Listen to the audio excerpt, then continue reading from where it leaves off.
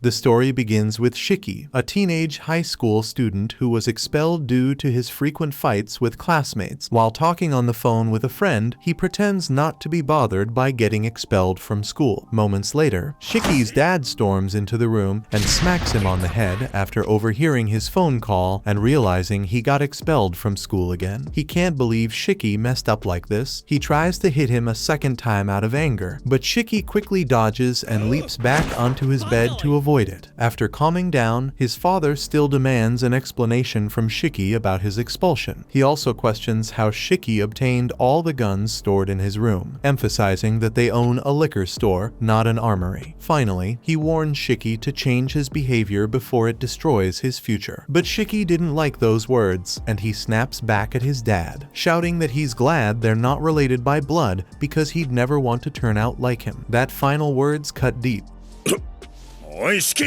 And Shiki can tell he went too far the moment the words leave his mouth, before either of them can say anything else. The phone rings downstairs in the liquor store Shiki's dad runs. He goes to pick it up and is surprised to hear someone placing a large beer order. Since he doesn't usually get much business, he's more than happy to take it. He gets into his car to deliver the package, and as soon as Shiki notices him driving away, he begins murmuring, regretting how events unfolded. Suddenly, a loud crash echoes outside his room, and before he knows it, a black mist wraps around him like a rope, dragging him out onto the street. Shiki is dazed from the fall, barely grasping what's happening when a mysterious man from the smoke. The man apparently recognizes him. Out of nowhere, a car slams into the man, pinning him against the wall. As the man is unconscious, Shiki's father shouts at him to jump in now. Without hesitation, Shiki jumps into his dad's car, but once things seem to have calmed down, he has a few questions. First, he demands to know why some random guy just dragged him out onto the street, and more importantly, why his dad acted so casually about running the guy over like it was no big deal. Shiki's father insists that someone like Samadair wouldn't be killed by a mere car crash. Still confused, Shiki struggles to process everything until his dad finally reveals the truth. He explains that Shiki is descended from an Oni, while Samadair comes from the bloodline of Momotaro. That's why Samadair is so determined to hunt him down. Shiki is too shocked to respond, and while there's still a lot more to explain, but his father doesn't have time to elaborate. Samadair has already caught up to them. A creeping black mist envelops the car, causing it to malfunction. With no other choice, Shiki's dad stops in a nearby abandoned factory, desperate to escape before the car gives out completely. After they get out, Shiki glances back and sees the car completely engulfed in that same strange black mist. But before he can ask what it is, the car suddenly explodes in a massive fireball. Amid all the chaos, Shiki's dad looks away for just a moment, and in that brief instant, Samadair manages to take Shiki. Inside the factory, Samadair traps Shiki mid-air using his black mist shaped like a spider web. When Shiki asks him what's going on, he coldly replies that anyone with Oni blood is just a pest that needs to be wiped out. With that, Samadair prepares to finish Shiki off for good. But before Samadair can strike, Shiki's father arrives to stop him. As he steps in, he reveals that the stories of Momotaro and the Oni are real, and their conflict has been ongoing for thousands of years. Over time, the descendants of Momotaro have continued the mission of eradicating the Oni, which led to the creation of the Momotaro Agency. Shiki remains puzzled by everything, but his father never assumed a boy like him would grasp it right away. For the moment, he instructs Shiki to stay back while he deals with Samadair. However, the moment Samadair hears Shiki's dad plans to confront him, he summons two swords from the dark mist and lunges forward with incredible speed. However, Shiki's father counters by summoning his own mist blade, deflecting the strike. The black mist is a distinctive ability exclusive to Momotaro's descendants. Shiki's dad was once part of the Momotaro Agency and even fought alongside Samadair in the past. His real name, Tsuyoshi Momotaro. However, he abandoned that life years ago to raise Shiki far from the agency's reach. Sadly, he was never going to be able to keep Shiki hidden forever. her. Samedare then questions Tsuyoshi, asking if he's forgotten how dangerous the Oni really are, but Tsuyoshi has no interest in discussing it. His only concern now is keeping Shiki safe. Tsuyoshi holds his own against Samedare for a while, but eventually, Samedare finds an opening and slashes his chest in a flash. Tsuyoshi collapses to the ground, unconscious, leaving Shiki horrified by what he's just seen. Shiki yells at Samedare for hurting his father. Samedare then shifts his focus back to him, ready to end it. But just as he moves in, Tsuyoshi, using the last of his strength, grabs Samedare's leg to stop him from reaching his son. Samedare demands to know why Tsuyoshi would risk so much to protect a child with Oni blood. But Tsuyoshi responds that a father doesn't need a reason to shield his son. He acknowledges that Shiki might not the best person, and yes, he has Oni blood, but he's never harmed anyone. With that in mind, Tsuyoshi challenges Samedare, asking how he could justify killing a kid. Tsuyoshi's words cut deep, stirring up the guilt Samedare has been carrying lately, but he refuses to hear any more. He summons his sword, ready to strike Tsuyoshi down. Shiki can do nothing but watch in despair as his father faces death at Samedare's hands, and the only thing racing through Shiki's mind is an overwhelming desire to kill Samedare. Blood starts pouring from every part of Shiki's body as his mind is consumed by pure hatred. By the time Samedare looks back at him, Shiki has vanished. Suddenly, Samedare hears the sound of multiple guns cocking right beside his head. Startled, he instinctively leaps backward, barely dodging the attack, but he still has no clue Shiki's whereabouts. At that moment, a drop of blood hits the ground. Samedare looks up, only to see Shiki clinging to the ceiling. He's stunned that Shiki managed to unlock his Oni powers and manipulate his own blood so quickly. But the real terror lies in what these abilities mean: the loss of humanity. Without it, Oni are utterly merciless, and Shiki is no exception. Samedare raises his sword, bracing for Shiki's next move. But as Shiki begins launching blood missiles at him, Samedare quickly realizes he's outmatched and starts to retreat. He manages to get out of the blast zone just in time, but the fight is far from over. Shiki bursts through the smoke and delivers a powerful kick that sends Samedare flying into some rubble. Shiki then looms over Samedare and unleashes a devastating barrage of gunfire. The entire warehouse is obliterated in the chaos, yet somehow, Samedare survives the onslaught. Even more unexpectedly, Shiki reverts back to his human form. Confused, he looks down at himself, puzzled by the blood covering his body. A typical reaction, as he has no memory of what happened during his transformation, and Samedare plans to take advantage of the confusion to finish Shiki off before he transforms again. He begins charging towards Shiki, all repeating that all Oni must be eliminated with no exceptions. Shiki isn't able to control this transformation at will yet, so he is pretty much a useless. Just as the blade is about to land, Tsuyoshi throws himself in the way and takes the blow. Samedare is stunned that Tsuyoshi would risk his life for an Oni, but Shiki's dad reflects on the cherished memories he shared with Shiki and feels at peace, believing his life has been meaningful. Exhausted by the battle and aware that their clash is attracting unwanted attention, Samedare decides to retreat. To protect the secrecy of the Momotaro agency, he disappears into a cloud of black mist. After Samedare disappears, Tsuyoshi falls into Shiki's arms, and he grows deeply concerned. He quickly says he'll call for help, but Tsuyoshi stops him, explaining that no one can help him now. It's already too late. All he wants is to have one final conversation with Shiki before he goes. With his remaining strength, Tsuyoshi apologizes for hiding the truth all these years. It wasn't an easy thing to confess, but now, with his time running out, he can't stand by Shiki's side any longer. His final wish is for Shiki to get strong enough to crush both the Momotaro clan and the Oni. Only then will you truly be free. Shiki screams at his father, refusing to accept his dying words. He won't let him die. Not now. Determined, he lifts Tsuyoshi up and starts carrying him to the hospital. Seeing how much Shiki cares brings a smile to Tsuyoshi's face, but his injuries are far too serious. After a few seconds, Tsuyoshi's body gives out completely, and he crumples to the ground. Shiki pleads with his father to wake up, desperately saying he hasn't had the chance to say sorry or make amends for the harsh words he said that morning. But it's no use. Tsuyoshi is already dead. Shiki breaks down, sitting beside his father's lifeless body. Suddenly, someone shows up behind him and tells him he can't stick around because there would be too many onlookers. Shiki is caught off guard and braces for another fight, but before he can even react. He's struck in the neck and immediately loses consciousness. At the same time, the heads of the Momotaro agency are in chaos after learning that Samadare couldn't kill Shiki. Some are even questioning whether he's losing his edge. However, considering the circumstances, they understand why he backed off. They can't risk exposing their organization to the public, so they're determined to keep the public from learning about the existence of Oni. That's why they plan to eliminate Shiki the moment he's within their reach. The problem is, that's easier said than done, because right now, Shiki was transported to a secluded island in the middle of nowhere, making him nearly impossible to track down now. The plan is to enroll Shiki in a school filled with other Oni like himself so he can properly develop his abilities. But before everything, Nato must conduct a detailed assessment to determine if Shiki is actually worth the effort. Still, the principal warns Nato to make sure none of them die before they're fully trained and ready for battle. A while later, Shiki regains consciousness and realizes he's tied to a chair, while the man behind him casually exercises using his umbrella. Strangely enough, this doesn't even come close to the most random thing Shiki has encountered. The man introduces himself as Nato, and now that Shiki is awake, he says it's time to explain everything. First, he exposes his horns to prove to Shiki that they are both Oni. Then, he explains that Shiki was brought there for two purposes: evaluation and retrieval. As Shiki is aware, the Momotaro agency uses the black mist to hunt down honest like them. The person who killed Shiki's father was part of this organization, whose ultimate mission is to eradicate all Oni from the world. To counter them, the Oni agency was created, and Nato's role is to locate newly awakened Oni like Shiki and determine if they're suitable to join. That's essentially all there is to it. With that, Nato retrieves his board and loosens the bindings on Shiki's mouth so he can speak and ask questions. Once Shiki regains the ability to speak, he instantly starts shouting at Nato, demanding answers about his father's whereabouts. Irritated by all the yelling, Nato knocks a few points off Shiki's evaluation and explains that his father's body is securely stored. However, he adds bluntly that it doesn't really matter since the man is already dead. Shiki is struggling to break free, but that aggressive behavior is exactly why Nato restrained him to begin with, so there's no chance he'll be letting him go just yet. Shiki is furious, but he realizes that shouting won't do him any good. Shiki takes a moment to collect himself and calmly asks Nato to let him go, saying he has unfinished business with a guy who killed his father. But even though his voice is steady, the anger is still written all over his face, so Nato denies his request. On top of that, he knows Shiki wouldn't stand a chance against a Momotaro agent anyway. But if Shiki's so determined to throw his life away, Nato figures there's a better way to assess him. He removes his tie, and before Shiki can even react, Nato appears behind him and starts choking him with it. The test is simple. Shiki has to escape somehow. If he fails, he dies. Either outcome is fine by Nato. Shiki isn't about to let some stranger take his life. He fights desperately, even as blood starts filling his eyes. But in the end, he collapses unconscious. Nato is ready to choke the life out of him for good. But when Shiki blacks out, his subconscious takes control, triggering his Oni berserker state. Blood on the ground suddenly forms sharp spikes, forcing Nato to retreat. The moment he looks away, Shiki summons a machine gun and aims it straight at him. Shiki pulls the trigger without a second thought,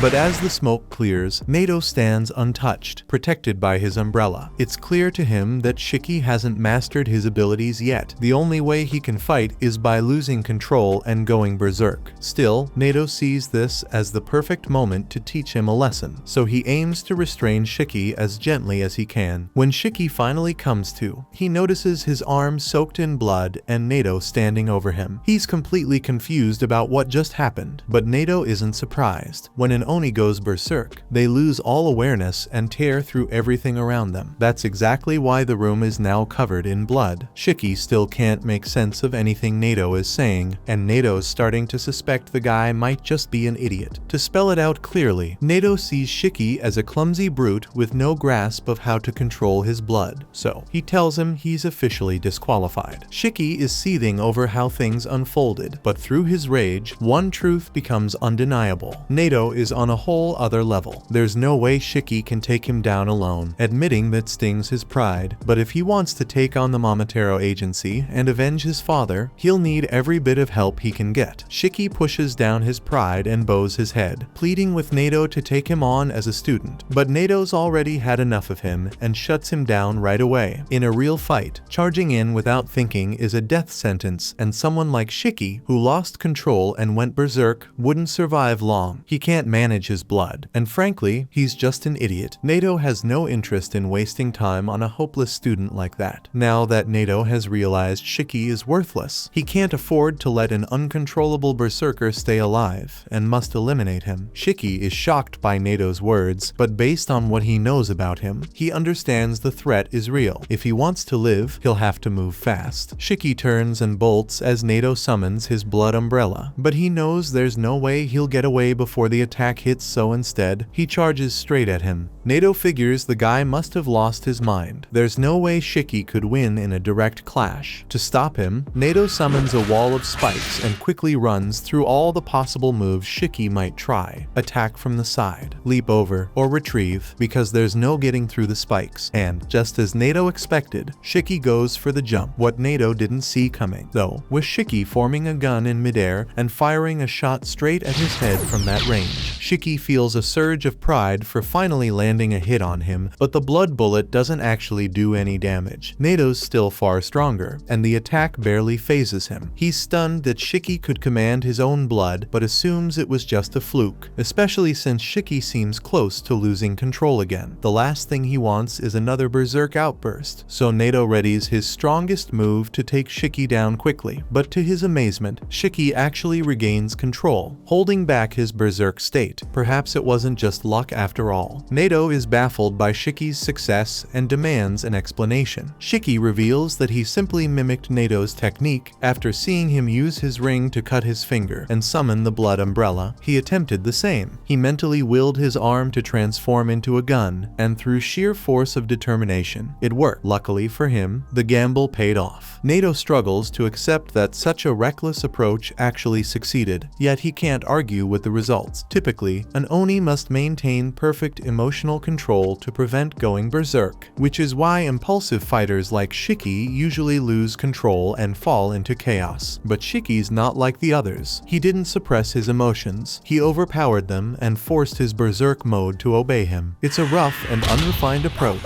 but the strength it gave him was undeniably explosive. Shiki tells Nato that his only goal is to become strong enough to kill the man who murdered his father. So he makes a vow: if Nato makes him his underling, he'll give everything he's got to learn whatever Nato is willing to teach. Shiki's being completely sincere, and Nato can tell, but he still turns him down. What Shiki just pulled was basically a reckless gamble with his life, and he didn't have any kind of backup plan in case things went south. To Nato, that kind of recklessness still signals inexperience. Even so, he doesn't believe Shiki is entirely without potential. In the end, Nato decides to spare Shiki and take him on as a student, stopping the execution. He refuses to explain what exactly changed his mind, but the important thing is that he now sees real potential in Shiki, and Nato isn't the type to let raw talent go to waste. The island they're on is called Onigashima, and at its center lies Rosetsu Academy, a school created specifically for Oni. Nato explains that it's a military academy where Oni are trained to battle the Momotaro agency. But Shiki seems less interested in all that and more shocked by the realization that he's actually on an island. Nato jabs Shiki in the face for spouting nonsense while he's still trying to explain things. He then announces that he's the homeroom teacher at the academy, which means he'll be responsible for Shiki and the rest of the students from now on. Shiki will have to live on campus, undergo training, and fight regularly to prepare himself for taking on the Momotaro agents, so he better be prepared. But Shiki's mind is overwhelmed by all the information Nato just threw at him. There's still plenty he doesn't fully grasp, but in the end, it doesn't matter to him. He'll do whatever it takes, as long as it means getting strong enough to take his revenge. A bit later, Nato takes Shiki to the locker room so he can change into his new school uniform. Shiki feels a little weird about it. He never thought he'd wear one again after getting expelled from his previous school. Nato then mentions that there are a few other students in his class, but out of everyone, Shiki is the least skilled, so he'd better avoid picking any fights. Shiki also asks about his dad, and Nato explains that the body is being kept in the morgue, and it's up to Shiki to decide on the funeral arrangements. Shiki's good mood fades the moment he's reminded of his father's death. However, Nato tells him there's no point dwelling on past regrets. Instead, he should channel that pain into getting stronger stronger, so he never has to feel that kind of regret again. With that, Nato takes off on his skates, saying there's no time to waste and that Shiki has just 15 seconds to get to class before he's late. Shiki complains that it's unfair, but knowing he has no other option, he sprints after him. They finally reach the classroom door, and Shiki starts thinking about the most impressive way to make his entrance. But Nato has no patience for that and just kicks him through the door, causing Shiki to land face first on the floor and end up with a nosebleed. Noticing the blood, he immediately demands a tissue from the nearest person. Instead, Jin tells him to stay quiet, which instantly ticks Shiki off, prompting him to get right in Jin's face. Jin isn't the only student in the class. Others like Ikari, Kuina, Juji, Rokuro, and Homer are here too, but at the moment, Shiki couldn't care less about them. His focus is solely on Jin because he has unfinished business with him. Suddenly, Shiki and Jin realize they're sitting side by side, with Nato standing right behind them. Neither of them noticed him move, which leaves them both frozen in fear. Still, Shiki grumbles that he doesn't want to sit next to someone like Jin. Unfortunately, Nato has zero interest in Shiki's petty drama. Without missing a beat, he moves on with a class announcement, revealing that today's activity will be a simple game of tag. Shiki is baffled, wondering if came to this school to play games. Nato leads them outside and explains that this place is called the Shinra Forest. The rules are simple. They have 1 hour to return to school without being caught by him. Anyone he tags faces immediate expulsion. To even the odds, he promises not to use his blood abilities at all, while the students are free to use theirs as much as they want. But he issues a warning. If anyone loses control and goes berserk, he'll have no choice but to unleash his own power, and things will get ugly for them. Jin asks Nato, what if someone manages to kill Nato during the game? Nato replies that anyone skilled enough to take him down would earn instant graduation and the right to join any unit they choose. He casually dares them to try, but warns that he won't go down without a fight. Now that everyone knows about the rewards, they're all eager for the game. Shiki, however, feels a bit unsure since he's still adjusting, but a little hesitation won't hold him back. He's determined to try his hardest, so he tells Nato he's ready to start the game. Before starting, Nato adds one more rule. In order to complete the game, they would need to have claimed one of the cool blue orbs. He holds only 2 in hand and then throws them deep into the forest, after which he tells the students that if they don't end up finding one of the orbs before the end of the game, their victory would be pointless, even if they managed to reach the goal. The students notice that Nato only threw 2 balls into the forest. Even though there are 7 of them, they immediately assume he wants them to fight over blue orbs. However, Nato explains that he'll be splitting them into 3 groups because of this. The first group would consist of Homer, Shiki, and Jin. Group 2 would have Ikari and Juji. Finally, Group 3 would have Rokuro and Kuina. To make things more interesting, Nato says that Groups 2 and 3 will have to share just 1 ball. Everyone immediately gets excited when they hear this, knowing it means at least 3 students will be expelled. Nato opens the gate and tells them to go in first. He'll follow 15 minutes later, but before they head in, Shiki complains about being teamed up with Jin, saying there's no way he's joining the team. Nato simply tells him if he can't work with the terms, he's going to be expelled. Homer then introduces herself to Shiki, giving off a timid vibe as she bows and says she'll do her best not to get in his way. But in response, Shiki just stares at her in awe. It's no surprise. He's been a total jerk since he was a kid, so girls have always kept their distance. But now, for the first time in years, a pretty girl has spoken to him, and he immediately vows to protect her no matter what. Homer blushes when she hears that and tells him not to go through all that trouble. She just wants to stay out of the way. Shiki, hearing this, feels like he's hit the jackpot. He's about to win over a girl who's not only pretty but also humble. Homer also introduces herself to Jin, but he completely ignores her, leaving her devastated. Shiki yells at Jin for making Homer cry, then does his best to cheer her up by calling her cute. Judging by the look on her face, it clearly works. She's happy. Shiki and Jin keep bickering until Nato cuts in, telling them to shut up and start the game already. Without hesitation, Jin and Shiki head inside. Homer, feeling a bit nervous, pauses for a moment before following them. As Jin dashes through the forest, he recalls Nato saying anyone that kills him would earn an instant graduation. He believes this is the perfect opportunity for him to get out of here quickly and avenge his family. Just then, Shiki sneaks up on him from behind and almost hits him with a really heavy stick.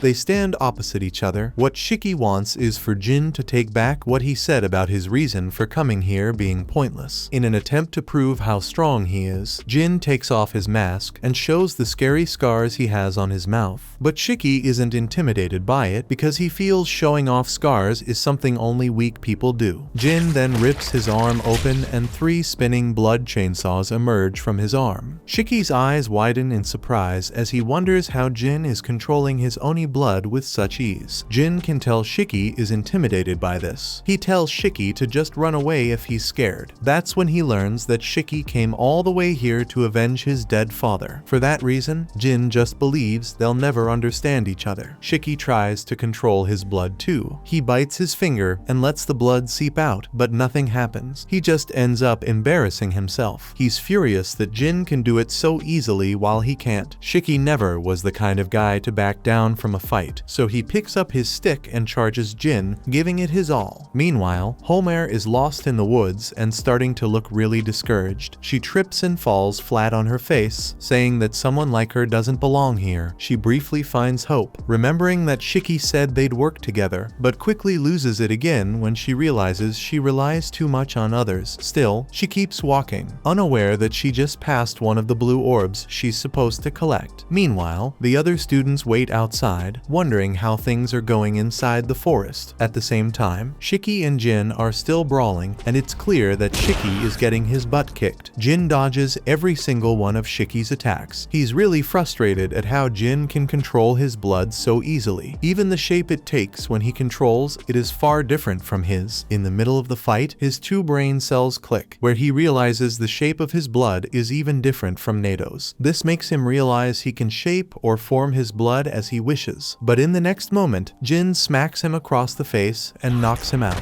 Thinking he's won, Jin turns to walk away, but Shiki gets back up. Jin fires a blood slash at him, but at the worst possible moment, Homer steps into its path. Luckily, Shiki manages to pull her out of the way just in time. Homer lies on the ground, opens her eyes, and sees that Shiki got hurt protecting her. She's overwhelmed with guilt and begins bowing and apologizing over and over, but Shiki tells her not to worry, it was Jin's fault, not hers. By the time Shiki looks back at her, he sees a giant Oni monster appear on top of Homer. It kind of looks like a female titan. Homer remains on her knees and begs them both to run away from there as quickly as they can, or else the monster is going to kill them. Meanwhile, Nado is bored waiting for Group 1 to finish. That's when he gets an unexpected visit from the school principal. The principal considers it quite bold of Nado to give his students a life or death assignment on the first day. Nado says he did that because he thinks training is more meaningful than wasting the whole day with explanations. Hearing that, the principal can tell Nado actually cares about the students and is doing this for their sake. Being an Oni isn't easy at all. Lots of them die every year and most of them are mere children. You could even get killed for just being related to one. The worst case are those that are taken alive and are used as test subjects in a lab. This is why Nado is doing his very best to shape these kids up as quickly as possible so they would be able to defend themselves. He believes as long as they're strong, they won't die. Meanwhile, Shiki and the others are in a tough spot now that the Oni Titan has gone berserk. Jin leaps up and tries to cut it down, but it's way too big, he doesn't stand a chance. Shiki asks Homer to just put an end to it, but unfortunately, she can't control it. She then collapses to the floor from too much blood loss. Shiki's first instinct is to run over there and pull her away, but on getting there, he's surprised to see that the Titan is actually protecting her. The Oni Titan then launches a heavy blood attack that sends both Shiki and Jin flying. Homer musters up some strength, calls out to the Titan, and refers to it as her sister. She begs it to stop all this destruction. As Shiki gets back up to his feet, Homer advises them to run away before they get killed. But Shiki says he's definitely not going to do that because it would mean she'll bleed out and die right before his eyes. He can't just leave her to die like that. Deep in the bushes, Nado watches from a distance and sees that this giant Titan is Homer's special blood ability. He's curious to see how the kids handle it. In the middle of the chaos, Shiki tries to summon his own blood ability, but it fails him again. Nato sees this and knows it won't work last time. Shiki only managed to pull it off by sheer luck. The Titan launches an attack by throwing several rocks at Shiki, sending him flying backwards. At this point, he starts to feel really pathetic. His father died just to protect him, but now he's still useless. He looks down while he starts to cry, saying being weak is so frustrating and humiliating. Just then, Jin walks forward and tells Shiki that if he's crying, he should go and do it somewhere else. Jin then draws his blood and summons 2 chainsaw weapons from his hands and is now face to face with the Oni Titan. He's still a bit shaken up from the last attack he took, but it's nothing he can't handle. Nato still watches from a distance and acknowledges that Jin creating 2 different weapon types at the same time would take serious control of his Oni blood. He's definitely got some experience. An Oni's blood can take literally any shape or strength. The image a person holds is transmitted from their brain, traveling not only through the nerves but also through the bloodstream, shaping itself accordingly. It's a simple signal from the brain. In some cases, people have their traumas reflected, while others reveal their preferences or tastes. Legend has it that what an Oni creates with their blood can even offer a glimpse into life itself. With that, the act of creating one's own unique weapon from their blood came to be known as the Blood Eclipse release. Back on the battlefield, Jin gets serious and uses his chainsaw to slice the Titan's arm while he's on top of it. When the time is right, he jumps in the air and uses his sword to slice the back of its neck, but the Titan manages to protect itself at the last second. Shiki remains on the sidelines, frustrated that he can't figure out how to use his blood technique. That's when his 2 brain cells finally click. All the weapons Jin forms are designed for cutting, but an Oni's weapons are supposed to be unique and personal to them. Shiki has always had a thing for guns. Even during his assessment test, he managed to create one from his blood. Putting all this together, it has to be the answer. Meanwhile, Jin is busy fighting the female Titan. She lets out a piercing screech at a frequency that bursts his eardrums. Nato continues to watch the fight and sees that things are about to get a little out of hand. He's thinking about stopping the test and just expelling them all, but that's when Shiki comes out of nowhere and unveils a giant bazooka attached to his arm. Nato is shocked to see he managed to figure it out so quickly. The Titan tries to smash him, but Shiki quickly shifts position and fires a blazing blast that obliterates the Titan in a single shot. Blood splatters everywhere. Shiki has a bright smirk on his face. Neither Nato nor Jin can believe their eyes. Shiki just proved everyone wrong. As it begins to rain, he notices Homer lying unconscious on the ground. He immediately rushes to help her, but his body is so weak that he falls flat on his face. Nato suddenly appears, telling him that he's paralyzed because he just used a ridiculous amount of his blood at once. What Shiki did was extremely dangerous and could have gotten him killed. Despite that, Shiki still tries his best to look tough by standing up, but immediately falls back down. Nato warns him that using too much blood at once could be fatal. Shiki still can't control his blood properly and has a long way to go. Nato advises him to take things easy from now on. Still, Nato can't deny that the attack Shiki used a few minutes ago was incredibly powerful. Shiki tells Nato not to worry so much about him. Instead, he wants all the attention focused on making sure Homer is alright. He insists they can take care of him only after she's been helped. Hearing this, Nato feels shocked and confused, wondering why someone who nearly died would still worry so much about others. Just then, Jin sneaks up from behind and tries to chop Nato's head off, but Nato luckily blocks it in time. After putting some distance between them, Jin asks Nato why he's wasting his time worrying about them. Jin doesn't care who gets hurt along the way. All that matters to him is achieving his goal, no matter the cost. Nato casually opens his umbrella, saying he prefers to treat all his students equally, but guys like Jin seriously piss him off. Jin confirms with Nato one last time that if he manages to kill him, he would graduate instantly and get assigned to the squad of his choice. Nato agrees to the terms. He even says he'll not use his blood techniques at all to defend himself. Without wasting any time, Jin charges at Nato and attacks with his chainsaws, but Nato swiftly blocks every strike with his umbrella. Their fight continues back and forth, with Nato defending each attack effortlessly. After creating some distance again, Jin rushes in once more, but this time, just before Jin attacks, Nato clicks his umbrella, releasing a thick cloud of smoke that blinds Jin temporarily. Nato tells Jin not to worry, the smoke isn't poisoned, it's just regular smoke. Jin can tell tell he's using the smoke to launch a surprise attack on him. His plan is to cut him in half the moment he tries to get close to him. But just then, he gets hit in the arm with a ton of rubber bullets. Nato observed that Jin is all about close combat, so he decides to keep his distance with long-range attacks. He's only hitting him with rubber bullets, but since he hurt his arm while fighting the Titan, Nato is sure it hurts like hell. However, Jin still has one more trick up his sleeve. He unleashes his new Blood Eclipse release and hurls several spinning blades at Nato. Nato dodges them with ease, but is surprised that Jin found a way to counter long-range defense. Their fight escalates into the air, and Jin sneaks up behind him, trying to end it all, but Nato catches him off guard with another surprise smoke grenade. Jin lands in the middle of the smoke-covered ground and immediately assumes that Nato will try to snipe him from the north. But Nato sneaks up from behind and lands a solid punch to his back, sending him flying. As Nato walks toward him, he says that assuming your opponent will always attack from a distance is a good way to get yourself killed. Jin was an easy target because he kept favoring his right arm. Nato tells him his biggest mistake was thinking he could win this fight while injured. Then, he uses his special umbrella to trap Jin. But Jin has used so much blood that he's too weak to even break free. Shiki observes the entire thing and is left speechless. Nato continues to speak, telling Jin that if this was a real battle, he would have been dead. Along the lines, Nato reveals that Jin is going to such extreme lengths just to see his father again. Jin is shocked that he knows this. Nato explains that he did a bit of digging and found out everything, like the fact that Jin's father is a Momotaro. Shiki hears this and is stunned. Now that his secret is out, Jin decides there's no point hiding anything anymore. He begins by saying his dad was a miserable bastard who took everything from him, his family and his dreams. The scars all over Jin's body are painful reminders carved into him by his father, and the hatred he's felt since childhood has never faded. As a kid, he barely survived, living off scraps he found in street dumpsters. Now, the only purpose driving him forward is to kill his father. Only then will he feel whole. The backstory gives Jin an adrenaline rush, so he quickly breaks free from the umbrella prison. But before he can do anything, Nato grabs his face and slams it into the ground.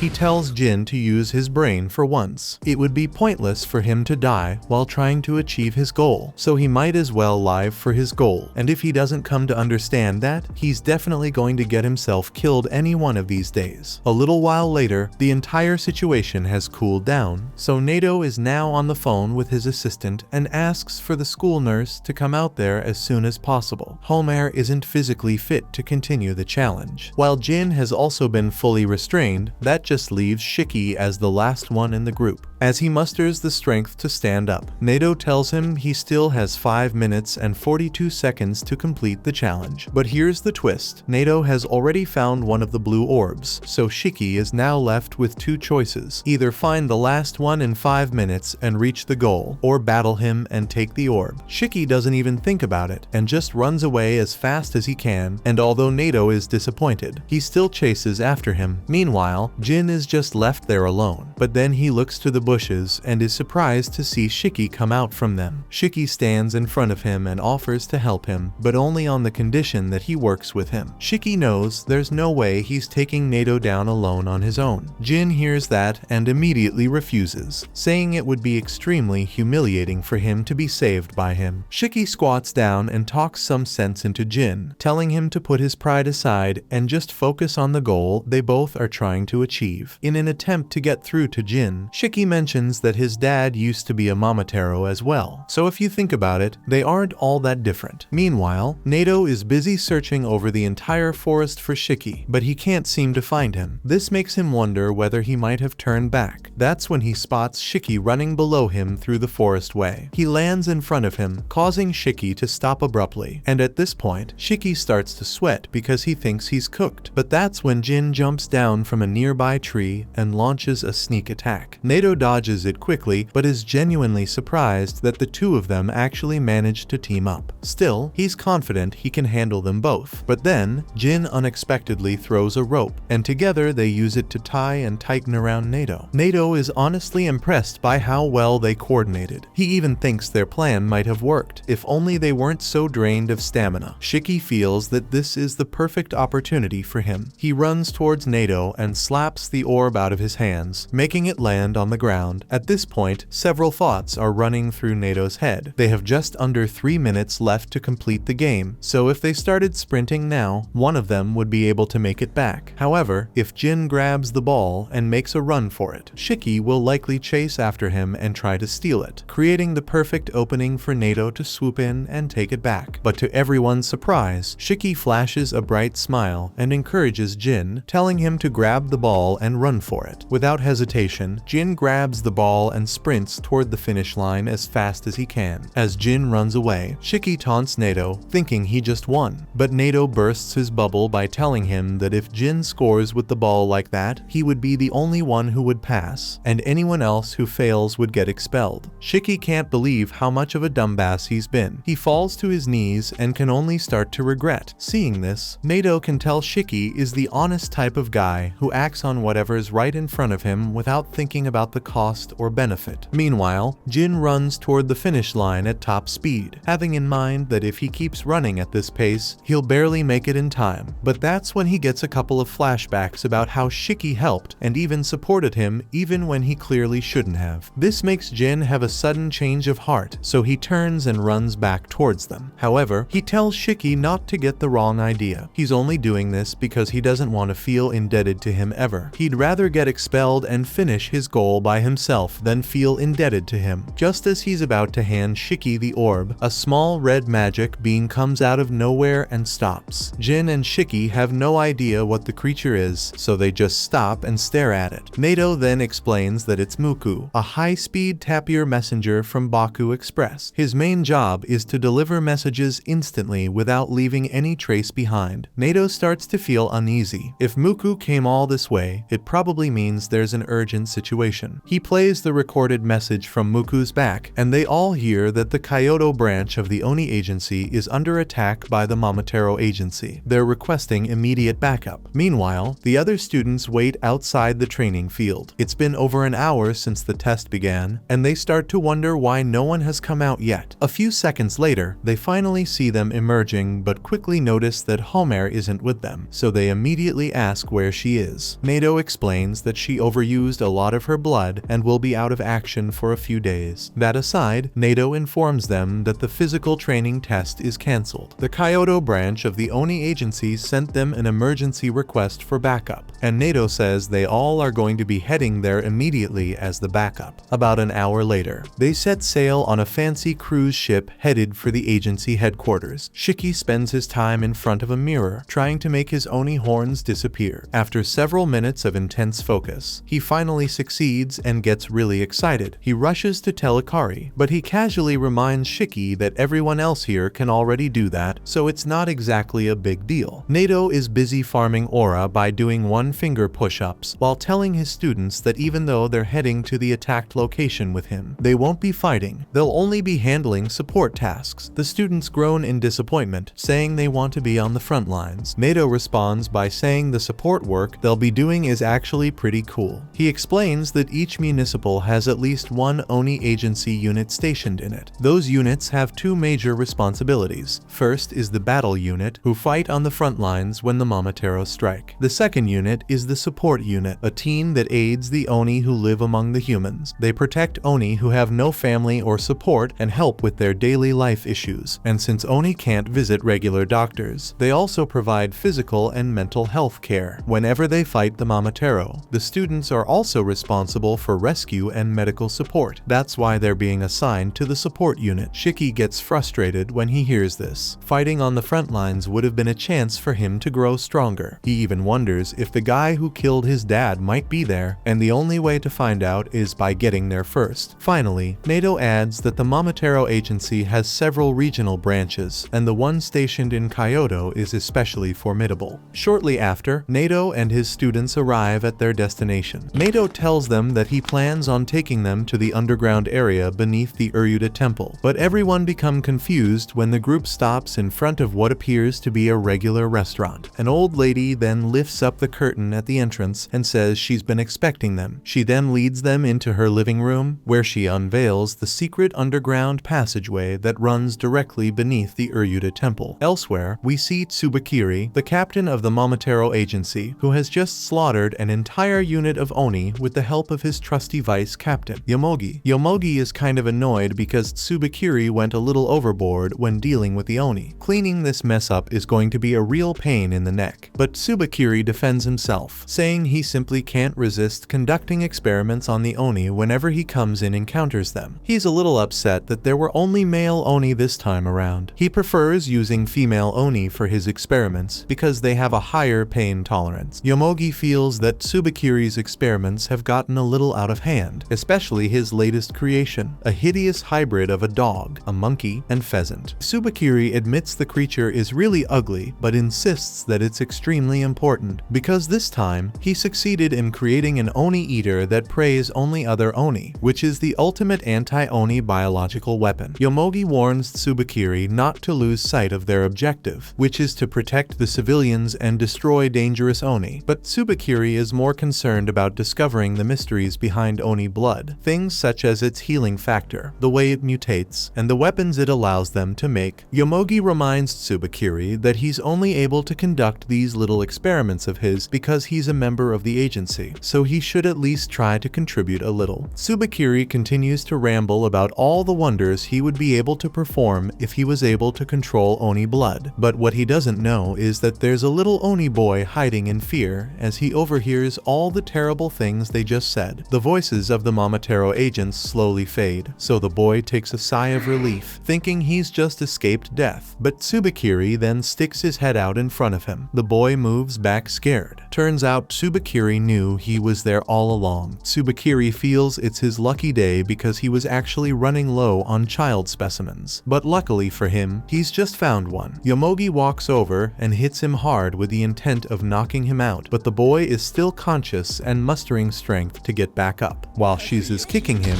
a drop of blood splashes onto Tsubakiri's uniform, and Yomogi realizes this is bad. Tsubakiri then approaches the Oni boy and starts kicking him as well, explaining that although he's interested in studying Oni blood, he's disgusted by it. Finally, Tsubakiri shows his power off by manipulating the corpses of the fallen Oni and rolling them all together into a massive pile. He crushes the boy beneath them until he dies. Their abilities allow them to fight using black bacteria from their bodies. Some use this power to make weapons, while some use it to launch spores. But what Yomogi finds disturbing is the way Tsubakiri uses his power. Tsubakiri is able to use his black bacteria to control corpses without any limits. Tsubakiri then orders his ugly hybrid creation to eat the pile of Oni and clean up the remains. With that handled, Tsubakiri and Yomogi decide to get back to work. Simultaneously, Nato and his students are still passing through the underground Kyoto tunnel, and after a little more walking, Nato opens up a large tunnel door and announces that they just arrived at the Oni Agency Kyoto base. Shiki and the others are stunned. The place is so massive that they mistake it for a mansion. That's when a guy with pink hair walks out of one of the rooms. Seeing Nato, he calmly moves over to greet him. Until he spots Kuina among the students, he instantly loses his composure as he sees a hot girl like her is one of Nato's students, so he turns back to fix his hair. He speaks to Kuina directly and boldly asks her for her number, but Kuina declines. The rejection hits him hard, but he doesn't lose hope. He knows he's going to get lucky one of these days. Shiki is curious about who this clown is, so he introduces himself as Kyoya, the commander of the support unit of the Oni Agency. Apparently, he and Nato used to be classmates back in Rosetsu Academy. Nato puts an end to all the chit-chat and informs them that he's about to head to the front lines. His students hear that and are all eager to come along with him, but Nato doesn't give a response to them. He just tells Kyoya that he's free to use his students as he likes until he gets back from the front lines. Just then, one of the nurses comes in to call Kyoya because there's a really serious emergency on the ground. The nurse sees that the students from the academy have arrived, so she tells them to hurry up and change because they're going to need their help for this operation. Shortly after, everyone gets changed and are escorted to the patient center. Shiki looks around and shudders as he sees the dire conditions these frontline soldiers are in. However, the nurse draws Kyoya's attention to a frontline soldier who's in even worse condition. During battle, the soldier lost both his arms and legs. He's even struggling to breathe because his lungs sustained some intense damage. The nurse estimates that he has about 3 minutes left. Shiki trembles in fear as he watches the patient because he never knew life on the front lines could get so scary. But despite the man's dire medical condition, Kyoya still has a bright smile on his face while he tells the patient that he's going to be just fine. Shiki tells Kyoya to stop fooling around because he doesn't think that man has any chance of surviving, given his current medical state. But Kyoya just tells Shiki to trust him when he says that. Kyoya orders the nurses to get him several Oni blood bags. While doing so, he tells everyone that he's going to give them a little sneak peek of what life on the front lines is like. Elsewhere, Tsubakiri and his team have just taken down the first wave of the Oni agents. The remaining members of the Oni agency are starting to consider running away because they saw that Tsubakiri is so strong that he was able to kill both their commander and vice commander. Tsubakiri slowly walks towards them with the intention of finishing them off. But Nato arrives at the last second and uses his blood eclipse release to summon blood archers who shoot arrows at him simultaneously. Tsubakiri manages to block by using the corpses of the Oni as shields. With that out of the way, Tsubakiri informs Nato that he heard there's a place where the Kyoto Oni have been quietly gathering. He asks whether that means the Oni species would vanish if they wipe them all out. But Nato has no idea what he's talking about, so Tsubakiri just assumes it was just a rumor after all. Back at the agency, several Oni blood bags have been hooked up to Kyoya's body. He looks down at the patient and asks him whether he would want to regain his arms or legs. Considering his lung issue, he can't really talk, so Kyoya just tells him to use his mouth movements to indicate his answer. The patient indicates that he would prefer to grow his arms back first because he still wants to be able to hug his kids if he survives. Kyoya assures him that he's going to get back to his kids after this. Kyoya takes out a scalpel and uses it to pierce his skin, allowing a thick streak of his Oni blood to pour into the patient's mouth. The patient starts to scream in pain, so the nurses urge the students to finally make themselves useful by restraining the patient while he screams. A few seconds later, the blood packs are almost immediately emptied, so the nurse urges the less busy students to go into the next door room and get some more blood. Shiki continues to restrain the patient until he looks at the guy's arm and sees that it's slowly starting to regenerate. He scurries back in shock. The cell regeneration process has already begun, so his arms sprout back out and his lungs slowly start to repair themselves. The students observe this and are shocked to see that the man's arms and lungs have been healed. Shiki asks Kyoya whether the patient's legs will regenerate too. Kyoya replies, saying they will regenerate with time and the right medical doses. Kyoya further explains that if they try to regenerate both his arms and legs at once, the patient likely will develop some antibodies, and once that happens, no amount of blood transfusion would be able to solve it. The patient is most likely going to be retired from the battle unit after this, but Kyoya tells him that he can still join the support team if he still wants to be of some help to the agency. The patient hears this and can't do anything but shed tears of joy while he thanks Kyoya for all he's done for him. Kyoya then draws the attention of the students that in this ongoing war, this patient he just saved could very well have been any one of them right now. He understands why they're so eager to fight on the front lines. However, he reminds them that those who fight all the dangerous monsters on the front lines always survive because they have someone behind them keeping them safe. That's the exact job of the support unit. The students now understand how cool and important the support role is, so they even offer to help them in any possible way they can. Kyoya has the perfect job for Shiki. He asks him to look after the little girl named Mei over there. Mei was brought in yesterday because she was attacked by a Momotaro and her parents haven't been found yet. Kyoya is counting on Shiki to keep her company until further notice. Shiki goes to sit down beside Mei. He tries to initiate conversation by making small talk, but she completely ignores him. She finally speaks when Shiki asks her whether she wants to go to Uryuda. She replies, saying she doesn't know where that is. Shiki is shocked to hear she doesn't know where that place is because it's so popular that it's taught in elementary school. But Shiki gets a clear explanation as Mei tells him that she's never been to a school. After that, they both walk through the hallway to see an entire new wave of Oni agents have just been killed by the Momotaro, so their corpses are currently being rushed in to be properly disposed of. Mei looks at some of the corpses as they go by, and two of them that pass turn out to be her mom and dad. Mei discovers that they died during battle and can't do anything but cry in mourning. Back on the front lines, Tsubakiri has a loud smirk while he explains to Nato that he left some Oni corpses behind that were laced with his bacteria. He made sure they were easy to find and assumed that they would bring those corpses back to base. In other words, they just ended up bringing in corpses into their base that Tsubakiri can control whenever he wants. Nato widens his eyes in shock at this realization. Tsubakiri isn't sure whether the corpses have arrived at their base yet, so he decides to conduct a little test by moving his fingers to revive them. Back at the agency, Tsubakiri starts off by controlling Mei's dad's body by making him sit up. Mei sees this and is really excited, thinking that her dad didn't die after all. In the next few moments, Shiki and Kyoya look back to see that Mei's dad has woken up and is choking his own daughter to death. Kyoya sees this and instantly knows that this is Tsubakiri's doing. He first of all instructs Shiki to cover Mei's eyes, after which he uses 2 scalpels to stab him through the head, thereby destroying his brain. The corpse then collapses to the ground. When dealing with cases like this, just cutting the head off won't be enough. You would need to destroy the brain. Mei rushes over to her dad's corpse and continues to cry. Kyoya is busy feeling sorry for Mei, but that's when he realizes that they have over 30 corpses in the building that Tsubakiri has control over. At that moment, Mei's mom grabs Shiki from behind, choking him. Kyoya notices and rushes to help, but before he can, 3 other Oni zombies grab him from behind, holding him back. Meanwhile, the nurses are busy carrying corpses to the disposal unit when the bodies suddenly wake up and start attacking. Right after, a massive wave of Oni zombies bursts through the door into the patient room. They immediately attack the patients lying on the floor, but the nurses fight back as best they can. Back in the other room, Mei cries her heart out, begging her mom to stop choking Shiki, but her mom has already turned into a zombie, and Shiki knows she's beyond saving. Kyoya desperately wants to help, but the 3 Oni zombies blocking him refuse to back down. Before Shiki passes out, he slowly reaches for a neat-looking handgun. He remembers being on the boat coming here when Nato had given it to him for self-defense, since Shiki still couldn't fully control his blood. Back then, Shiki wasn't thinking about self-defense, he was just thrilled to finally have a real gun instead of a fake model. Nato had explained the gun was loaded with Shiki's blood-infused rounds, meaning they hit much harder than normal bullets. Since there weren't many bullets, Nato told him to only use them when it truly counted. Shiki realizes that using the gun on Mei's mom is his only chance to survive. He hugs Mei to block her view, then shoots her mom in the head. Shiki takes a sharp breath, feeling a wave of relief. Meanwhile, Kyoya is still pinned under the Oni zombies, but Shiki saves him by shooting all 3 in the head, killing them instantly. Kyoya pushes the pile of corpses off himself and looks over at Shiki. They help each other to their feet, and Kyoya tells him he'll handle getting the patients to safety, while Shiki takes charge of dealing with the Oni zombies in the main hall. Meanwhile, the patients are seconds away from becoming zombie food until Akari bursts in, saving them at the last moment by hitting the zombies with a hard punches to the face. The other students join the fight, defending themselves, but after a while they realize something strange. No matter how many times they hit the zombies, the creatures just won't stay down. Jin looks worried, clearly wondering what they should do next. That's when Shiki suddenly yells out, telling everyone that the only way to defeat the zombies is with headshots. Any strike to another part of the body won't kill them. Hearing this, Jin quickly uses his Eclipse technique, throwing 3 blood shurikens aimed directly at the zombies' heads. Just as Shiki said, they drop instantly, dead for good. The others see this, and now they're convinced this is how they need to fight. With that settled, Kyoya orders the support unit to focus on evacuating the patients and preventing any more casualties. Shiki keeps firing his handgun, taking down multiple zombies at once, though the act disgusts him. Killing so many corpses feels wrong. Some students announce they'll go help with the evacuation, but Akari snaps back, telling them there's no need to say it, just go and do it. They take the hint and leave, while Akari stays behind, holding his ground against the undead. Meanwhile, Shiki starts feeling more and more uneasy. Every zombie he shoots was once someone important to somebody. These were innocent people, yet here he is pumping bullets into them when their real enemy is supposed to be the Momotaro. The thought of that just makes his blood boil. Kyoya orders the remaining nurses to get all the patients to safety while Shiki and the others keep holding the zombies back. Meanwhile, Tsubakiri and Nato are about to face off. Nato charges first, but Tsubakiri blocks by shoving 3 Oni zombies in front of him as a shield. Nato stays calm until Tsubakiri's pet suddenly bursts out of nowhere, lunging at him. Nato narrowly dodges at the last second, and in the process, the 3 Oni zombies are struck, their blood splattering across the wall. Nato looks at them with a cold, unflinching stare. Tsubakiri smirks and tells him he should be happy after all. The Oni zombies are being killed off. After that, Nato tells the others to head back to the evacuation point while he takes care of Tsubakiri. But Tsubakiri has no intention of letting anyone leave. He calls out for Yomogi and she steps forward. Using her black bacteria, she creates a cage that traps Nato and the others inside. Nato asks what they're trying to accomplish by doing this, so Tsubakiri explains that as long as he has them trapped, they can stay in their hideout for as long as they want. He adds that the barrier is so strong that they can't escape unless Yomogi allows it. Tsubakiri assumes Nato believes he doesn't know where their hideout is, so he reveals that he planted transmitters on every corpse he left behind. By tracking the signals from those transmitters, he discovered their hideout is beneath Dera. Nato's calm expression fades as he realizes Tsubakiri has just learned their location. Tsubakiri then starts walking away, giving Yomogi a signal. Yomogi responds by letting the ugly pass through the barrier. Nato and the others stay on guard, not sure what's about to happen. As Tsubakiri keeps walking, he snaps his fingers, causing the ugly creature to swell. The Oni agents look on in disgust, while Nato watches with curiosity, wondering what will happen next. The creature begins to glow, and it's clear it's about to explode, so Nato shouts for everyone to get down. The blast is so powerful, it destroys everything within a 100-meter radius. Tsubakiri watches the explosion, disappointed that it wasn't more violent. He says he'll work on improving it in the future. Yomogi suggests checking for survivors, but Tsubakiri says there's no need, no one could survive that. Besides, he just washed his uniform and doesn't want blood on it. Moments later, Nato is seen lying on the ground, his body covered in scars and burns. Meanwhile, back at headquarters, Shiki shoots the last Oni zombie in the head and breathes a sigh of relief, glad it's finally over. Kyoya announces that they've successfully moved the patients to the main hall, and it's all thanks to everyone being here, so he thanks them deeply. Meanwhile, Mei stands frozen, as her mom and dad lie lifeless on the floor with bullet holes in their heads. Kyoya notices this and feels sorry for her. He walks over and tells her he's sorry she had to go through that. Shiki also apologizes, admitting he was the one who shot her mother in the head. He recalls the moment and feels lingering guilt, but to his surprise, Mei says it's fine. She explains that she's always lived in hiding and never had a normal childhood, never doing things like going to school. Because of that, she isn't shocked. She always thought this day would come. She just didn't know when. She even smiles at Shiki, telling him not to worry. Hearing this makes Shiki shudder in disbelief. Mei just saw her parents killed, and all she can say is that it's okay. This makes Shiki clench his fists in frustration as he recalls his own childhood. Back then, he admired superheroes. The Momotaro are supposed to be the superheroes of their world, so why do they take the lives of innocent people just because they have Oni blood? Overwhelmed with emotion, he hugs Mei and says that because of this, he'll become the villain so he can destroy the so-called heroes. He keeps hugging her, telling Mei not to worry because he'll create a world where they can all smile again. Everyone else silently watches this. Still in Shiki's arms, Mei's eyes tremble with emotion. Later, Jin and Kyoya return from the agency through the underground tunnel. Kyoya suggests they gather the bodies of their fallen friends, saying he'll lead Jin to the cremation site and start transporting them there. Back at the agency, the others are left with the task of disposing of the corpses, and Akari isn't happy about it, complaining that Kyoya left them to do all the grunt work. He turns around and sees Juji just standing there, so he yells at him to quit slacking off. Juji quickly replies that he's not slacking, since this place was just attacked. It's obvious the area isn't safe, so he thinks it's best to stay on guard at all times. His ability is designed for scouting, so he bites his thumb to draw blood, lets it drip onto the floor, and a huge blood radar appears beneath them. This is his blood eclipse release technique. Ikari has never seen anything like it, so he shudders in shock. Juji explains that his blood can detect any living being within a 5-kilometer radius of where it lands, and it can even tell if they're a Momotaro or not. The radar starts scanning the surroundings, but at first, it detects nothing. anything. However, Juji points out that the heat signature's sensitivity is low, which makes it harder for him to pinpoint a target's exact appearance or power level. Just then, the radar beeps, something has been found, and Juji's eyes widen in shock at the reading. Meanwhile, in the Mizumoto region, Tsubakiri and Yomogi have already found the secret tunnel's location and have even taken out the kind old lady guarding it. Tsubakiri is on the phone with his assistant, ordering him to send several ugly units to the coordinates he's providing. He also asks for the special ugly he's been saving for an important occasion. Before ending the call, he requests the file on the high-risk Oni, just for reference. Hanging up, Tsubakiri tells Yomogi that if NATO has already appeared, then something big is definitely happening. Yomogi draws his attention to the massive tunnel in front of them. She doesn't know who or what could be inside, so she suggests throwing in some poison gas. Tsubakiri pauses to think, agrees it's a good idea, but then suddenly changes his mind. He decides to enter the tunnel himself. He also tells Yomogi that before killing any Oni they find, they should first ask for their names. Yomogi asks why, and Tsubakiri explains that if they run into someone named Shiki, he wants him captured alive, not dead. She asks what's so special about him, and Tsubakiri replies that Shiki is very different from the rest. For that reason, he wants to take Shiki back to the lab for study. With that decided, the two of them head into the tunnel, determined to wipe out the Oni race once and for all. In flashback, where Mei is shown enjoying the happiest moments of her life with her parents, smiling and laughing together. But the warmth suddenly fades when she sees a nurse carrying her mother's lifeless body out of the room. Mei breaks down crying as she realizes that her life would never remain the same from this point onwards. Meanwhile, Jin and Kyoya are seen walking out of the agency crematorium. Jin feels unsettled that the agency even has such a place, so he asks Kyoya about it. Kyoya explains that whenever wars like this break out, many people end up here because not everyone can be saved. He tells Jin not to be soft, because this is the kind of world he's now a part of, and he'll have to get used to it. Still, Kyoya reassures him not to worry, promising that as long as he's around, he won't let Jin die so easily. With no more questions left on Jin's mind, Kyoya decides to ask one of his own. Out of nowhere, he casually asks Jin if he has a girlfriend and what kind of girls he likes, but Jin ignores him completely. They continue walking until Kyoya suddenly senses a dark presence behind him, but before he can react, he's stabbed in the stomach by Tsubakiri with a simple butter knife. Pulling the blade out, Tsubakiri remarks that Kyoya is lucky. If he hadn't moved at the last second, the knife would have pierced his heart. Furious, Jin activates his blood eclipse release technique and charges at Tsubakiri, but Yomogi sneaks up behind him and traps his hands using her black bacteria, forming a small box around them. The box slowly dissolves, leaving damage behind, though Jin knows he'll heal quickly thanks to the regenerative power of Oni blood. The intense pain dulls his focus and slows his thinking. Strategically, Jin realizes this is the worst possible situation for them. Despite being stabbed, Kyoya orders Jin to return to the agency and warn Shiki and the others that Tsubakiri is here, so they can evacuate the patients and everyone else. Jin hesitates, worried about how Kyoya will handle both Tsubakiri and Yomogi while injured. But Kyoya brushes off his concern, saying he'll handle it somehow. Reluctantly, Jin runs off, promising he'll be back with help. As soon as he leaves, Tsubakiri signals Yomogi, who places her hand on the ground. Immediately, a massive wall of bacteria rises up, sealing off the area and trapping Kyoya inside with them. Kyoya observes their tactic and quickly realizes their plan is to ensure no one gets out alive. Yomogi confirms this, telling him she's sealed the entire underground section of Urudadera, meaning escape is impossible. Even hearing that, Kyoya doesn't waver. He keeps up his confident persona, but inside, he begins piecing together the grim reality. There are no escape routes underground. The only fighters left are students, and reinforcements from the surface are hopeless. Worse yet, Tsubakiri and Yomogi are both extremely powerful. After considering all of this, Kyoya sighs and looks upward, admitting to himself that he'll most likely die in this battle. At that moment, Tsubakiri finally speaks, asking Kyoya if he knows who Shiki really is. At that moment, Kyoya realizes he needs to stand his ground somehow. He quickly reaches into his lab coat and pulls out a syringe filled with a dangerous chemical known as wolfsbane. It's a poisonous plant that causes respiratory failure and organ collapse. His plan is to inject Tsubakiri with it before things get any worse. But before Kyoya can even move, Tsubakiri Tsubakiri dashes past him in a blur and slits his throat. Blood splatters everywhere as Kyoya collapses to the ground. As he slowly begins to die, Kyoya mutters regretfully that if he was ever going to get killed, he always wished it would have been by a hot girl. Believing Kyoya to be dead, Tsubakiri walks over, ready to harvest his corpse with his black bacteria. But then he changes his mind. He senses his other pets have just arrived. He signals Yomogi to let them in. The pets walk through the barrier, and Tsubakiri orders the one in front to hand over what he asked for. The monster opens its mouth and spits out a large coffin it had been storing in its stomach. Meanwhile, Jin finally makes it back to headquarters, only to be shocked at what he sees. The whole place looks deserted and soaked in blood. He walks into a nearby room and finds Shiki and a few other staff members hiding inside. Jin immediately asks why there are so few of them. Shiki explains they received intel that the Momotaro were coming, so they quickly evacuated all the patients to the surface. But when it was their turn to escape, all the exits were sealed by Yomogi's black bacteria. Luckily, the patients managed to get out safely, but those left behind, including Mei, weren't able to make it. Ikari suggests splitting up to search for another way out, but one of the nurses speaks up. She explains there's no point because she already checked every exit. There's absolutely no way out. Just then, one of Tsubakiri's ugly pets casually walks into the room. Shiki and the others freeze, not knowing what to do. The pet ignores them, walks forward, grabs one of the nurses, and begins eating him alive. The other nurses scream in terror and immediately run off in fear. Moments later, Tsubakiri and Yomogi arrive at the Oni agency. Tsubakiri looks around in surprise, commenting on how impressive it is that they built all of this underground. The pet places the coffin in the center of the room, and Tsubakiri gives Yomogi his next order: kill everyone except Shiki, since he wants to keep him alive. Yomogi asks if he'll be joining, but Tsubakiri shakes his head, sits casually on top of the coffin, and says he won't. He has some thinking to do. With that, Yomogi heads out with the monsters to finish off any Oni still inside the building. Meanwhile, in the break room, Kuina rummages through a closet, looking for clothes. The nurse outfit she's been stuck wearing is too tight and hard to move in. Behind her, Rokuro is lying dramatically on the floor, whining that he's going to die from all the anxiety this situation is giving him. His constant complaining gets on Kuina's nerves, and she snaps at him to shut up. In the next moment, Kuina finishes changing into a much freer outfit. She stretches her arms and feels ready, now confident she can hold her own against the Momotaro. Just then, Kuina notices one of the monsters approaching, so she tells Rokuro to get ready and prepare for battle. But instead of standing firm, Rokuro panics, saying he can't fight while he's this anxious. Hearing this, Kuina gets a crazed smirk on her face as she realizes Rokuro is completely helpless and fully relying on her. She tells him to hide in the closet until the fight is over. Rokuro is surprised she gave him such an easy option, but the moment he hears it, he doesn't hesitate and rushes into the closet to hide. That's when the monster bursts through the door. The first thing it does is ask Kuina if she's Shiki. Rokuro overhears this from inside the closet and is shocked that these monsters are actually capable of speaking. Kuina quickly tells the monster she's not Shiki. So, following Tsubakiri's orders, the monster attacks Kuina with the intent to kill her. The monster throws punch after punch, but Kuina dodges every single one with ease. The force behind each strike is so strong that it knocks over the closet Rokuro is hiding in, and he faints in shock. Kuina steps forward, telling the monster not to feel so proud just for smashing a couple of walls. She bites her thumb and unleashes her blood eclipse release technique, which she calls I Love. Meanwhile, Jin is running as fast as he can, trying to get back to Kyoya in time to help him. At the same time, Mei and Shiki search for somewhere to hide, eventually slipping into the garden and crouching in the bushes. Shiki watches through the leaves, staying alert in case any of the Momotaro spot them. Back inside, Rokuro wakes up in the closet and instantly panics, convinced his heart has stopped beating. But then he notices the room is silent, so he tries to calm himself, saying everything he saw earlier must have just been a dream he had while asleep in the closet. But as he slowly opens the closet door, he sees the monster standing right there, staring at him. Strangely, it doesn't attack. Instead, it walks over to Kuina and acts as though it's now her pet. Rokuro can't believe what he's seeing, but in the very next moment, Kuina clenches her blood-plated gloves and punches the monster across the face. The monster crashes to the floor, and Kuina keeps striking it again and again until it finally dies. eyes. She was able to finish it thanks to her blood eclipse release. If Kuina's blood coats an enemy past a certain limit, they fall under her spell and gradually lose the will to fight. Rokuro watches in awe, shocked that she managed to take down the monster all on her own. People who know Kuina describe her as dependable and sisterly, which fits since she's tough, trustworthy, and admired by many. But her closest friends say she spoils others to an almost pathological degree. Rokuro bows and thanks Kuina sincerely for saving his life. Hearing this makes her blush, and in the next moment, she lays down a futon, tucks Rokuro in, and tells him to just sleep. By the time he wakes up, she promises everything will already be taken care of. Down the hall, a nurse is running for her life as the monster chases her, but let's just say she wasn't fast enough to escape. Back in the room, Kuina notices that Rokuro looks really pale, so she stands up and says she's going to prepare a meal for him. As she leaves the room, Rokuro is still trying to process everything that's happening. He starts thinking this might be a trap, where Kuina plans to use him as bait, letting the monster eat him while she runs away during the distraction. Kuina then notices that Rokuro is trembling, so she comes back to check on him. That's when another monster suddenly walks in. Kuina immediately stands up, stares it straight in the eyes, and gets ready to give it a serious beating. The ugly lunges at Kuina with its freaky tentacle arm, but she narrowly dodges at the last second. She immediately shouts for Rokuro to stay hidden, and he nervously yells back that he already is. Right away, Kuina notices that this monster's attacks are far stronger than the others, which makes her realize this one has to be either completely different from them or part of its own special species. Annoyed, she leaps into the air and drives her blood-plated fist forward with a crushing punch, but the ugly slips aside with ease, then drives its tentacle straight into her skin. Rokuro, watching from his hiding spot, feels his stomach drop in terror. Kuina fights with all her strength, but it's clear she's getting overpowered. The ugly wraps its tentacles tightly around both of her arms, then slams her into the ceiling. Her body is tossed around like a rag doll as the monster hurls her against the walls. Finally,